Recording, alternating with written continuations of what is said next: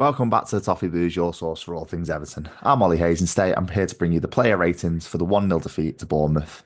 Yeah, very dismal performance from Everton yesterday. Probably going to be quite a negative video, this one, but we'll go straight into it. And we'll start with Jordan Pickford in goal, and he's actually probably my man of the match on Everton's side. I'm going to give Pickford an 8. He kept the score down massively. Two big saves, one in the first half, one in the second half. I thought, to be honest, Bournemouth were unlucky not to go into half time 2-0 up already. So, that alone, keeping us in the game going into the half-time break, I think, speaks volumes about where Jordan Pickford is and how crucial he is to us in this side. But, he could do nothing for David Brooks's goal at the back post. It was just a well-placed finish. But yeah, Jordan Pickford, I'm going to give him an 8. I think he's probably the one who's the most free from criticism out of the squad from yesterday. And as I said before, he kept us in the game for as long as he could, but, nothing he could do for that goal, which eventually got Bournemouth the victory. So yeah, moving into the back four, I'll start at left back. I'll start with Vitaly Mykolenko, and I think he's got the lowest rating of the back four for me. I'm going to give him a 3. Now, this may seem a little bit harsh because I think that a lot of the back four were all at sea yesterday. There was no organisation. They looked very, very lacklustre and very poor, but it just seems to be rinse and repeat for Vitaly Mykolenko at the moment. He's just really struggling to put any kind of performance together or any kind of consistency in his performance. And he was so poor. Had no answer for Justin Kluivert, who pretty much ran him ragged all afternoon. And yeah, that's why I'm giving him a 3. I think he was all at sea. I think he just needs a spell out of the team, in my opinion. I've said it in various starting 11 shows. I've said it in various reviews, previews, etc. I do just think he needs a spell out of the team. He looks tired. He can't string a decent performance together at the moment. So he does just need a spell out of the team. But yeah, 3 for Vitaly Mykolenko. Then moving into the two centre halves, I can't really split them apart. So I've given them both a 4. Branthwaite ducked for the goal. Could have blocked that if he'd put his head in the way of the shot from David Brooks. But both of them just looked very disorganised. I'm going to give James Tarkowski a 4 as well. I think they both look shaky together. I think they were, they're just not showing the level of required consistency in the league to try and keep the goals out. But, a part of me is like they can't be to blame too much because there's no respite from the ball. The ball's just pumped forward under Dyche's tactics. The ball's just pumped forward towards Dominic Calvert-Lewin or Brozier, and it's just coming straight back at them. And it's just a one-way traffic kind of thing. And we're just defending all afternoon long. But they do seem to be giving up on the manager. That duck for the goal, only obviously Dyche said this as well. Only Branthwaite will know why he ducked for the goal. But they just look very disorganised. So both Branthwaite and Tarkowski are going to give them a 4 in that back four. And then moving on to Ashley Young at right back, I'm going to say he was marginally better than the other 3, and I'm going to give him a 5. He was marginally better than the centre backs, but he just allowed Milos Kerkez all afternoon long the freedom to overlap to Dango Ouattara. And Kerkez, he's a top player, he's a top fullback. I think Bournemouth signed him from AZ Alkmaar a couple of seasons ago, and he's a player that likes to get forward. He's a very attacking fullback, and Ashley Young just kind of let him do that all afternoon long. But that's not for the want and try, and he is a very experienced player, Ashley Young. He just doesn't have the pace to keep up with them. But in my opinion, Young was marginally better than the other back, the other 3 in the back four. So I'm going to give Young a 5 at right back. But as I said before, I just do think the tactics just they don't give any respite to the defence. They just they have to defend all afternoon long because the ball is just constantly coming back at them. It's bounced up towards Dominic Calvert-Lewin or Brozier, and the midfielders of Bournemouth were just picking it straight up and firing it straight back at the defence. So yeah, I think Ashley Young, it's maybe a little bit harsh, but I'm going to give him a 5. So moving into the midfield, start with Aurel Mangala. I'm going to give him a 6. He looked a little bit tired, in my opinion. There was a few poor passes. He didn't look like his usual self. Where I've said in recent weeks where he is playing very well. He's a player that is quite progressive on the ball. He's getting the ball into feet and looking to turn, especially against Manchester City. He did that quite well, but yesterday he just didn't look like his usual self. He was pretty lackluster on the ball, and a few times where he gave loose passes away, which he does just look a bit tired, in my opinion. So 11 days between now and the next Premier League game, so maybe a little bit of a rest will do him good. But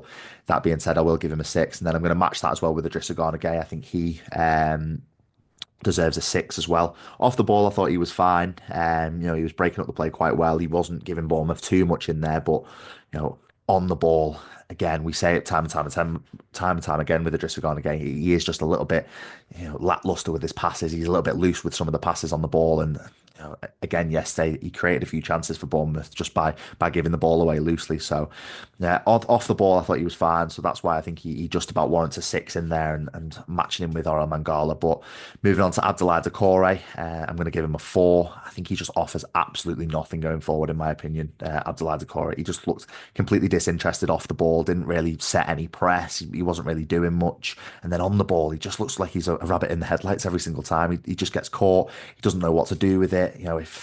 If for example we're trying to play intricate passes in between a few midfielders or Iliman and Jai, for example, or Dominic Calvert-Lewin up there, or Brozier, for example, and it falls to Abdoulaye Doucouré and he has to play a first-time pass. It doesn't seem like he's comfortable to do that, and we're seeing time and time again now that yeah, okay, he's good for a structure, and Dyche likes to trust him with a structure, but tasked with being on the ball or moving the ball forward or passing, simple passes, he just can't do it. So again, I thought he was poor yesterday on the ball, offered nothing going forward, and that's why I think he warrants a four in there. But that wraps up the midfield. We'll move on to the front three now, and I'll start with Jesper Lindstrom off the left-hand side. I actually didn't expect Jesper Lindstrom to start. I thought it was going to be Jack Harrison playing there, but nevertheless, Jesper Lindstrom was given the start, and I'm going to give him a six. I was maybe torn between a five and a six, but I'm going to just stretch him to a six because he looked a little bit lively at times. He was cutting inside. He was finding space in behind Kirkez at left back, which say, for example, Jack Harrison, if you look at his performance against Ipswich all those weeks ago, where Leif Davis is quite a similar player, and the spaces in behind Leif Davis, Jack Harrison didn't exploit them. I thought Lindstrom did exploit them a couple of times yesterday, and he did look a little bit lively at times, but he just didn't have that cutting edge to create anything and create any chances for Brozier for the first half an hour, or Dominic Calvert-Lewin for the second 15 minutes of the first half. But that being said, yeah, I think Jesper Lindstrom just about deserves a six. And then moving on to the left hand side, I'm going to go with Iliman and Jai, and I'm going to give him a seven. Probably our brightest spark outfield, in my opinion, but there's just not enough around him. There's just not enough runners around him. As I said earlier with Abdoulaye Doucouré, he just doesn't offer enough intricate passes in there and doesn't offer a feasible option for Iliman and Jai to try and find. And he does just seem like he's doing it all on his own at times. And yeah, I think he was probably our brightest spark on the ball, a few nice dribbles here and there, and again, he's just not really getting into the opportunities, or he's not got the personnel around him to try and create chances. So I'll give him a seven. It's probably a little bit generous considering how we played yesterday, but I think he was probably our brightest spark. So yeah, Iliman Jai gets a seven from me. And then moving into the striker, obviously, we had Dominic Calvert-Lewin for large parts of the game, but I'll start with who started, and it's Armando Broja. I'm going to give him a six. Obviously, off injured after 30 minutes, which is quite disappointing to see. It was nice to have him back in the team. It was nice to have a different option. So I'm going to say he did okay. He had a few decent runs here and there. You can't really judge him off the first half an hour because we didn't really create anything for him to do. But that being said, I thought he had a couple of decent shots which were pretty wayward.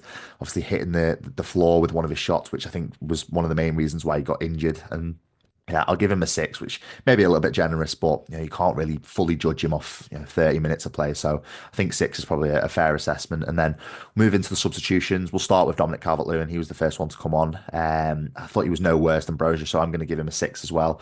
It's just so hard to do anything in a Dyche system leading the line. I think both Brozier and Dominic Calvert-Lewin are growing frustrated with that. You can see that they are a little bit frustrated because chances are so few and far between. If, for example, Brozier and Dominic Calvert-Lewin had 5 or 6 chances each per game,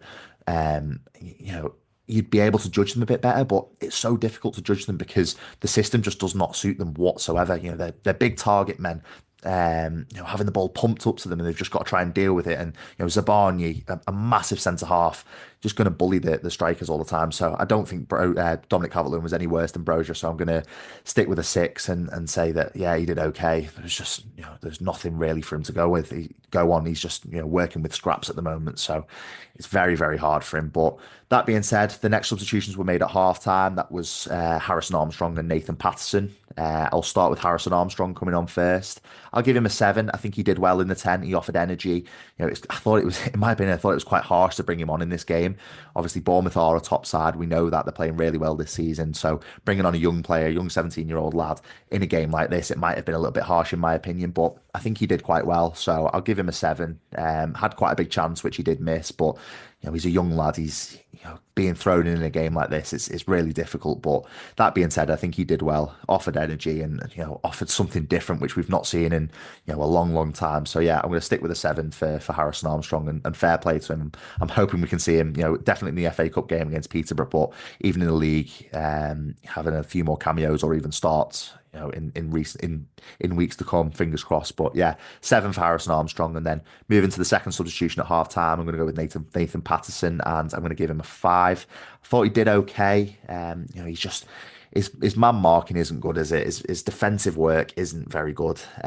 He got caught a couple of times. A good recovery tackle, which if he got wrong, he would have been shown the red card. There's no doubt about that. But that being said, he did well to recover from that one. But he is just poor when he's marking. But that being said, he did offer us some energy going forward. There was a couple of chances where I think he burst the line a couple of times. He beat Kirkez and got a shot off, which was as I've said many a time in this video, it's few and far between us getting a shot off in yesterday's game. But that being said, I just think as a right back, you can only judge him on, you can only judge large parts of his game on his defensive work, and I don't think it was up to the required standard yesterday. So maybe a bit harsh, but I'm going to stick with that and give him a 5. And then moving on to the final substitution, it was Beto coming on the 81st minute.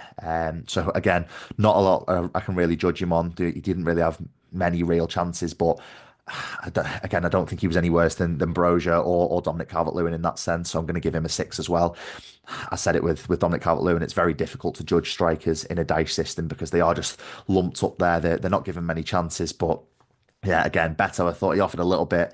He is a little bit of a handful, maybe more so than Dominic Calvert-Lewin because he just puts in that little bit more effort. But that being said, yeah, I'm gonna stick with a 6 and say he was no worse than Dominic Calvert-Lewin or Armando Brozier. And that wraps up the player ratings for today. Let me know your thoughts in the comments. You think I've been a little bit too harsh? You think I've been a little bit too generous on some of them? Obviously, my man of the match, I did touch on it at the start, was Jordan Pickford on our side because he kept the score down massively. But let me know your thoughts in the comments. Make sure you like, comment, subscribe, and I'll speak to you soon.